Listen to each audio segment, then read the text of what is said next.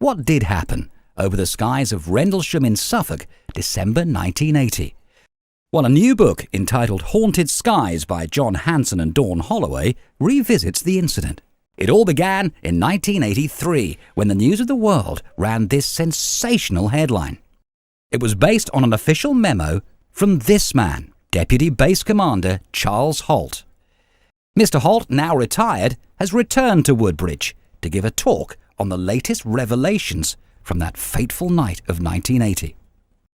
Charles Halt told me he was a fan of Suffolk and had fond memories of his time here. Oh, I've been back a few times. This is my favorite place. Do you recognise? Is it all familiar to you? Oh my, yes. I've stayed in the Bull Hotel before. I've been around.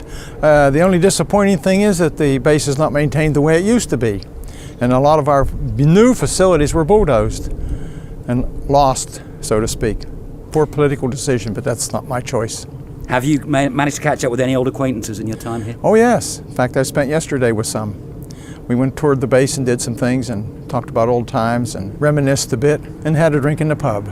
How vivid are the memories of what took place 35 years Very ago? good. In fact, what I did several months later, I sat down with a small recorder, cassette recorder, which was very popular in 1980, and recorded everything I could think of that happened, step by step through it.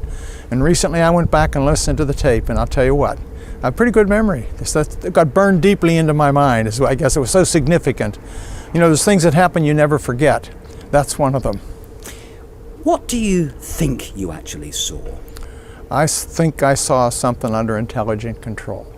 Now, I never saw personally a mechanical ship or some clearly defined shape. What I saw were lights. I saw three different things. I saw a glowing red eye-like ball that was dripping like molten metal that came toward us, that moved, it came into the forest, moved through the trees, missing the trees, obviously under control. The item moved back into the field and exploded and was gone. There were three objects to the north in the sky that had multicolored lights that moved in synchronization as though they were doing a grid search. We watched them for quite a while and we saw two objects to the south. They were white, bright lights. We couldn't discern a shape. There was a shape, but I couldn't tell what it was. One came overhead at high speed, very high speed, 2,000 or 3,000 feet up, and sent down a laser-like beam at our feet. Just click, it was on. I stood there in awe, very concerned. Is it a weapon? Is it a warning? Is it communication? And as suddenly as it appeared, it disappeared. The object then moved back to the south. The sister object to the south came over Bentwaters base and sent down similar beams in or near the weapons storage area. I can't say they went in. A lot of people didn't say much and kept their mouths shut for years till they retired. I've had a lot of statements now. I have confirmation from the air traffic control people, and I'm going to read it a little later tonight. They saw the object go across their scope, 60-mile scope, in 2 or 3 seconds, thousands of miles an hour. It came back across their scope again, stopped near the water tower, which wasn't far from them. They observed it. They watched it go over and go into the forest where we were.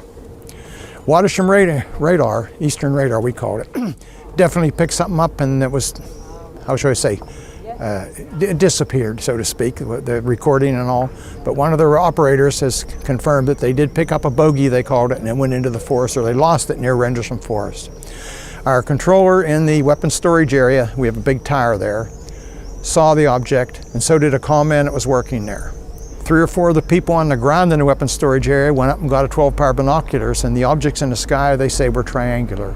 I could not see the shape because they were bright. They were just too bright to pick out a shape. Whatever was there was obviously under intelligent control. My personal feeling is there was some type of a mothership or bigger entity or something that was controlling what was on the ground and perhaps some of what we saw in the sky. I don't know. One of the people in the weapons storage area say he saw a much larger craft. None of them told me this at the time. I didn't find this out until years later, when they all retired. The air traffic controllers were asked, well, why didn't you confirm? Because I kept calling the command post asking, you know, look here, what do you see? And they kept saying they see nothing. And the air traffic controllers told me that they knew anytime an air traffic controller reported a UFO, they got decertified. And they became a cook or a baker or a copper or some other such thing. So they said, hey, zip, we don't talk about it. I have signed sworn statements from them that they did what they saw. Do you regret being part of the incident? Because if I had to do it over again, I wouldn't have gone out. I would have sent a subordinate out. if you really want to know the truth. And I'm a little irritated because I wrote the memo because my boss and his boss didn't want their name on anything. But there was never any intent for that document to become public. To this day, no one really knows what happened above the skies of Suffolk that night. The investigations and the theories continue.